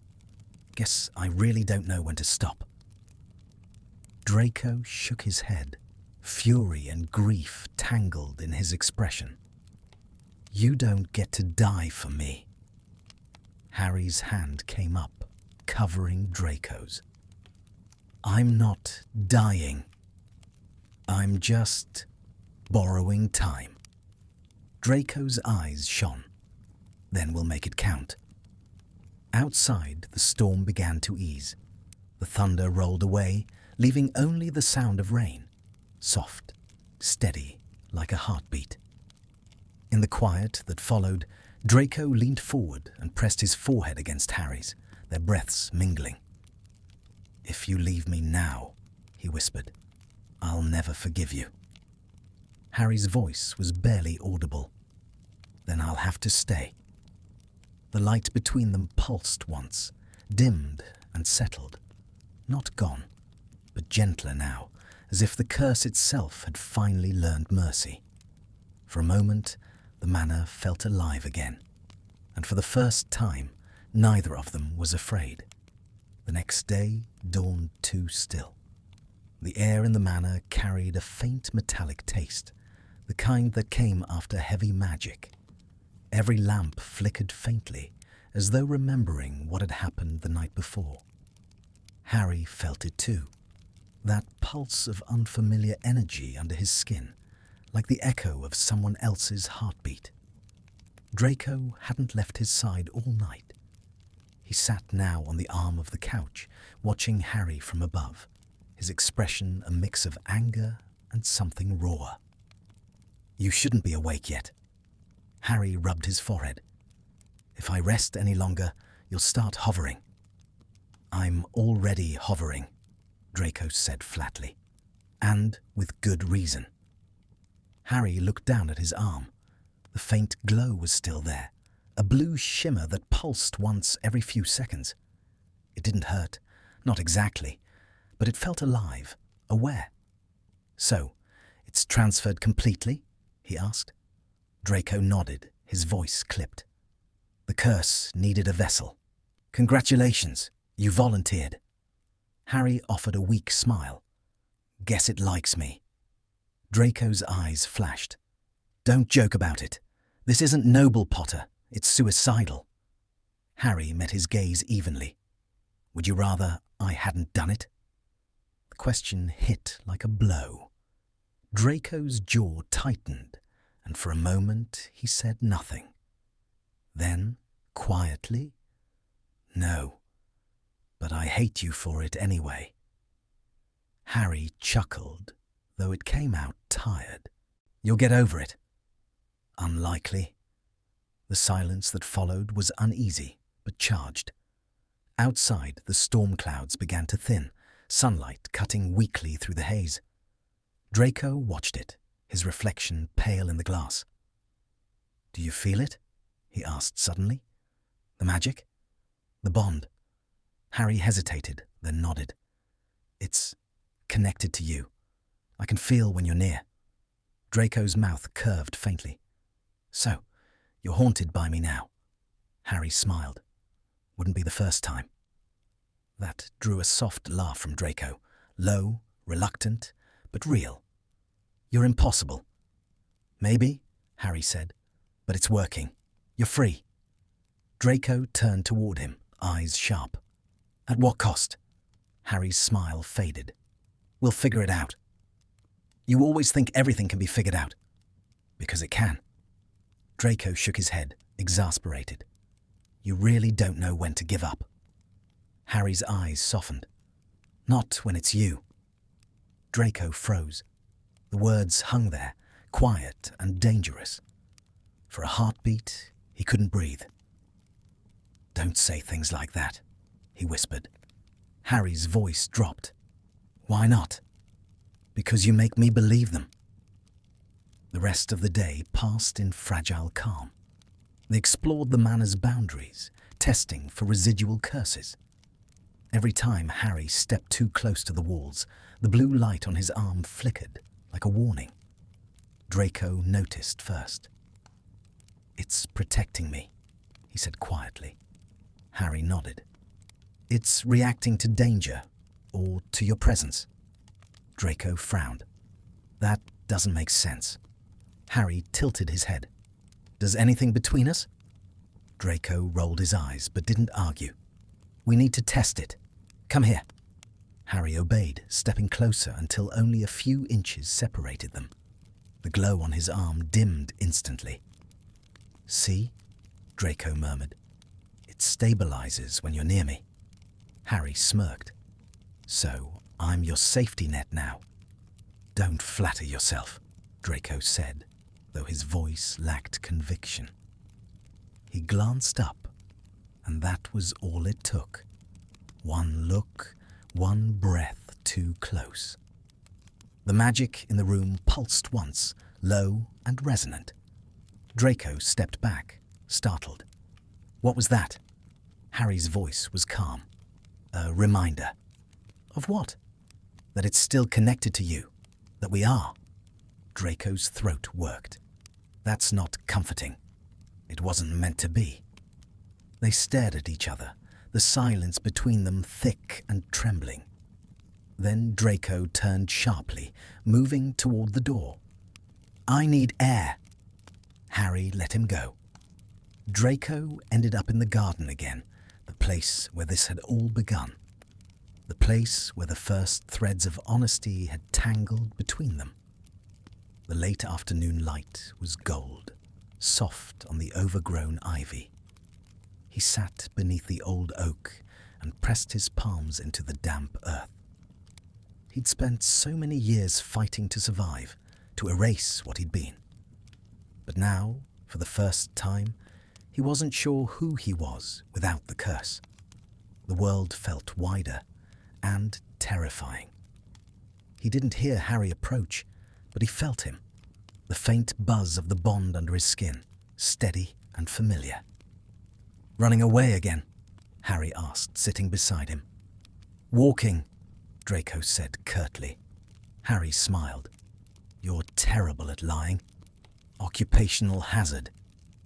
They sat in silence for a while, the quiet hum of magic between them like a shared breath. Finally, Draco spoke. When the oath was inside me, I thought I understood control. Now that it's gone, I feel untethered. Harry glanced at him. You're not untethered. Draco gave a dry laugh. Because of this? He gestured at Harry's arm. Because of us, Harry corrected. Draco shook his head, frustration flickering beneath the surface. You always talk like everything's meant to be. Harry's voice was gentle. And you talk like nothing ever could be. Their eyes met again, sharp, steady, unguarded.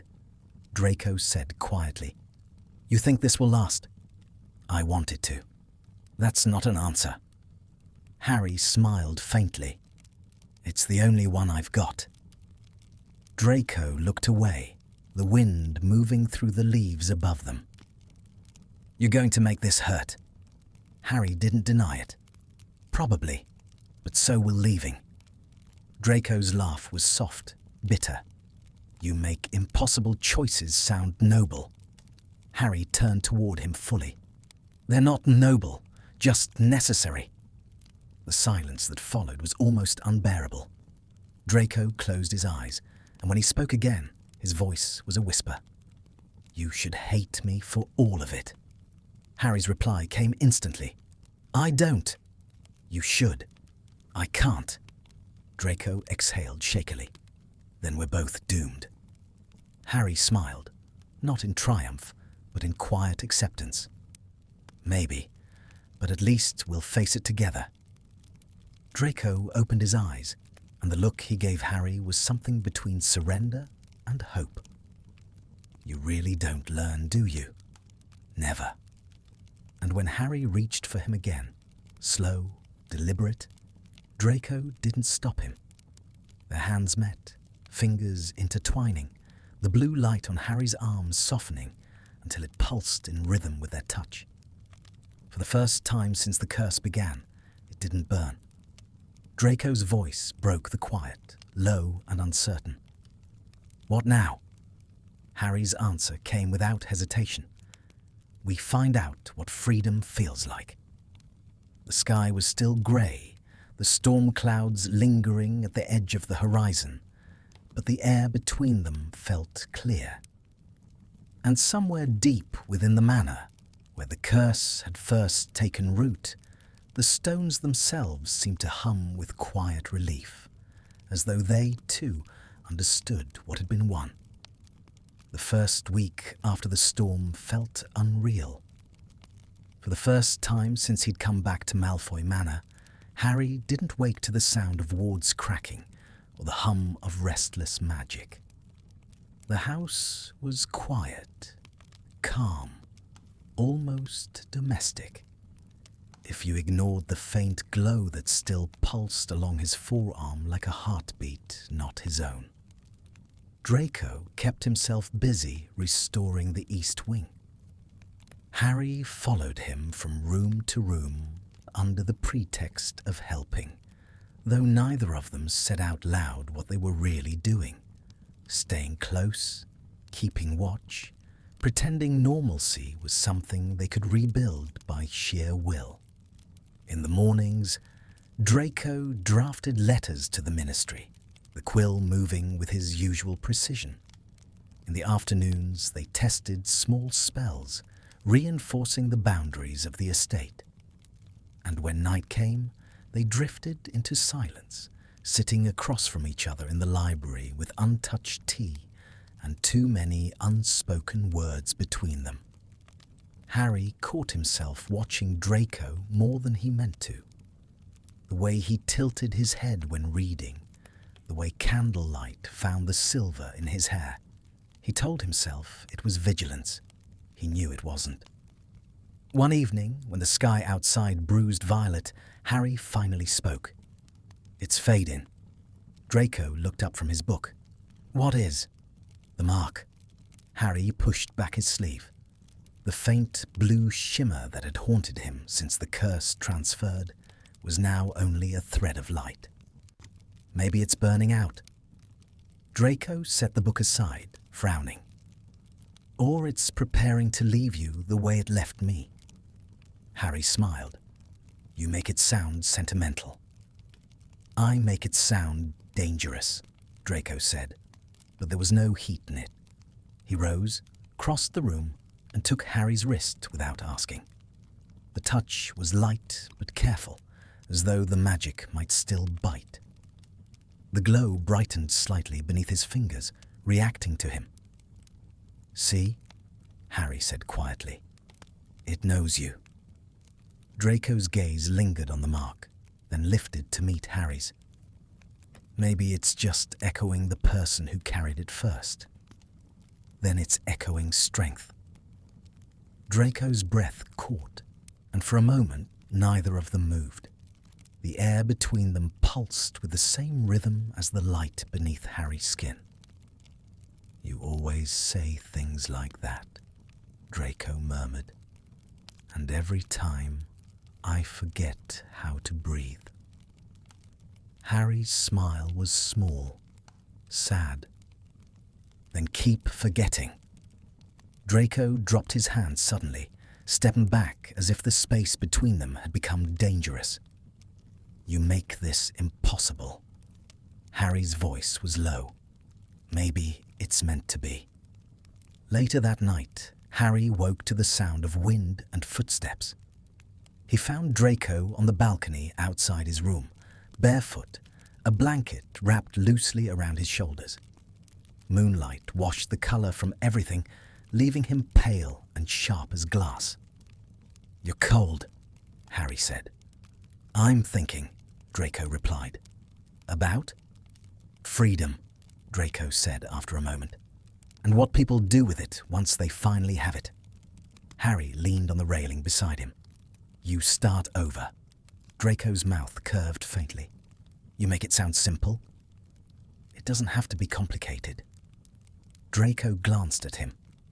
For you, maybe. You've always known who you were. I'm still learning how to exist without someone telling me what that means. Harry hesitated, then reached out. You don't have to figure it out alone. Draco looked down at the hand between them. You really don't give up, do you? Not when it matters. The blanket slipped from Draco's shoulders, forgotten. His fingers brushed Harry's, once, twice, before finally resting there. It was barely contact at all, but the charge of it was enough to make the air tremble. I don't know what this is, Draco said quietly, or where it leads. Harry's answer was simple. Then let's find out together. Draco closed his eyes, and for a heartbeat, Harry thought he'd pull away. Instead, Draco leaned forward until his forehead rested against Harry's shoulder. His voice, when it came, was rough. You make me want to believe there's something after survival. Harry's hand came up, tentative, resting against the back of Draco's neck. There is. The following morning brought sunlight for the first time in months. The manor's windows caught it and scattered it across the walls like pieces of gold. Draco blinked against the brightness, unaccustomed to it. Harry found him standing in the main hall, staring up at the light. It doesn't suit this place, Draco said softly. It suits you, Harry replied. Draco turned, an almost smile ghosting across his face. Careful, Potter. I might start believing you're sincere. I am. Draco's gaze lingered on him, uncertain, then softened. You always were terrible at pretending. That's why you trust me. Do I? You wouldn't still be here if you didn't. Draco said nothing, but he didn't argue. Instead, he stepped closer until only a breath separated them. If I said I wanted this to last, he whispered, would that make me foolish? Harry shook his head. It would make you honest. For a moment, neither of them breathed. Then Draco reached up, fingers grazing Harry's collar, the faintest touch, permission and warning all at once. Harry's hand found his, steady, sure. The kiss was nothing like the first. It was slower, anchored not in desperation, but in the fragile certainty that maybe, somehow, they'd earned this. When they finally parted, the world didn't collapse. It simply kept spinning, softer than before. Draco exhaled, eyes still closed. "You're infuriating," Harry smiled. "You've mentioned."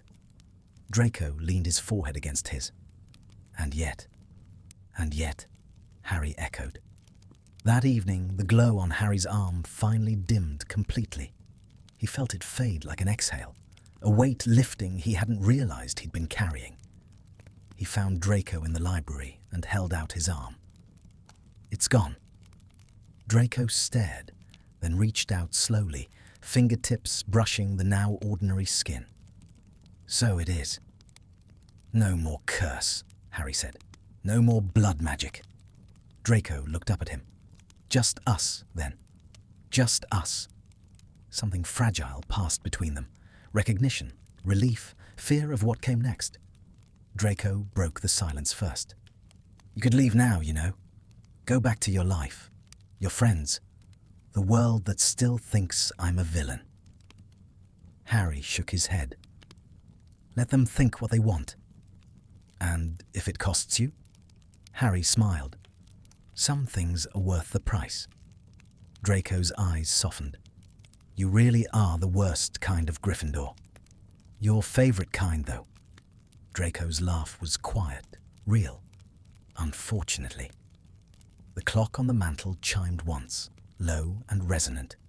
Outside, the last of the storm clouds drifted away, leaving the sky washed clean. Harry reached for him then, not to claim, not to fix, but simply to hold. Draco didn't resist. He let himself lean into it, eyes closing, the faintest sigh escaping him. For the first time, the manor felt warm. Not alive with magic, not haunted by history, just lived in. And as the sun sank low beyond the windows, the shadows stretched together across the floor, long and intertwined, as though the house itself had decided that this, finally, was what it had been waiting for all along. Autumn came early to Wiltshire that year. The trees beyond the manor burned gold and scarlet, their leaves falling in slow spirals over the gardens where magic had once slept. The air was crisp, full of quiet possibility, the kind of weather that felt like an ending and a beginning at once. Harry stood on the balcony outside his room, watching the morning mist lift from the fields. Behind him, he heard footsteps, light, measured, familiar. "You're thinking again," Draco said. Harry smiled without turning. "Bad habit." "I'd call it predictable," Draco murmured, joining him at the railing. His breath clouded the cool air. "What is it this time? The ministry? The neighbours? My appalling taste in tea?" Harry shook his head. "I was thinking about how strange peace feels, like we're not meant to have it for long." Draco's mouth curved faintly. "You sound disappointed." "Maybe I'm waiting for the next battle." Draco's eyes found his, sharp but gentle. "Not every fight needs a wand." Harry turned to him fully. "What does this one need?" "Patience," Draco said after a moment's thought. "Forgiveness. Time." Harry studied him. "You're talking about yourself." Draco's smile was small, rueful. "I usually am." For a while they stood in silence. Below them, sunlight broke through the clouds, spilling gold across the grounds. Harry felt the faint hum of the wards beneath his feet. Calm, balanced, no trace of the curse that had once devoured the house. "You fixed it," he said quietly. Draco shook his head. "We fixed it." Harry's hand brushed against his. "You never did like sharing credit." Old habits. Some are worth keeping, Harry said. Draco's fingers twitched, the smallest movement, but Harry caught it. Their hands stayed side by side on the cold iron rail, close enough for warmth, close enough to feel the pulse of something steady between them. Later, in the study, they went through the last of the papers for the ministry. Draco signed his name on the final page, then pushed it toward Harry for review. "That's it," Draco said. "The manor is no longer under magical sanction." Harry grinned. "Officially respectable, then?" Draco arched a brow. "Don't ruin the moment." Harry laughed. "Respectable doesn't suit you anyway." "Neither does boredom," Draco replied, but there was softness under the words. They sat across from each other at the desk, the quiet of the house pressing gently around them. Draco looked at Harry, really looked, and for once there was no tension, no edge, only calm. "You could leave now," Draco said.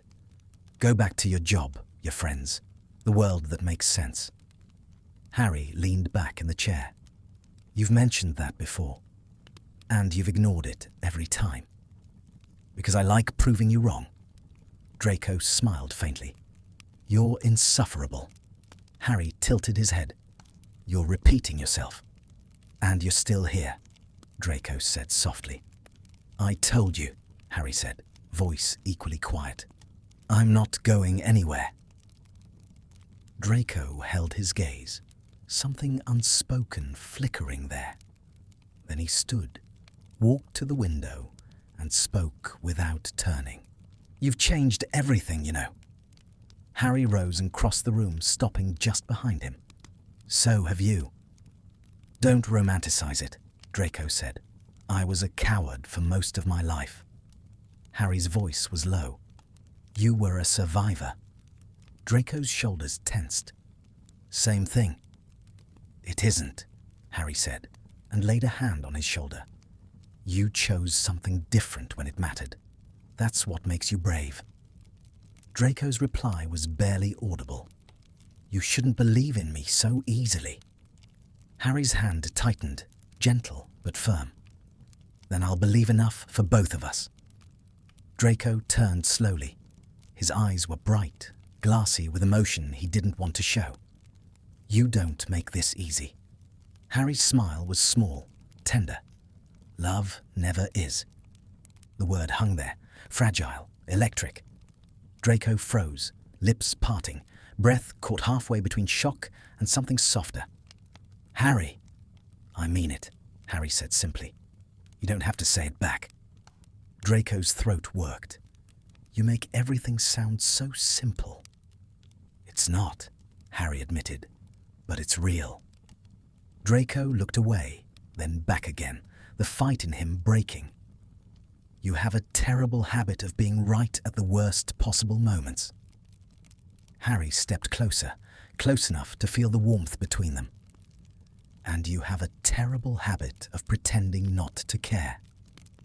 Draco's laugh was unsteady, choked. "You don't play fair. Never promised to." For a long, fragile second, they just stood there. Two people who had spent their whole lives on opposite sides of everything that mattered, now standing in the same quiet, breathing the same air. Then Draco reached up, his fingers tracing the line of Harry's jaw, hesitant but certain. "You should know," he said softly. "I don't do well with happy endings." Harry caught his hand, holding it against his cheek. "Then we'll make ours messy." Draco's smile broke, real, open, and brighter than Harry had ever seen it. "You're impossible. I've been called worse." "Not by me," Draco whispered.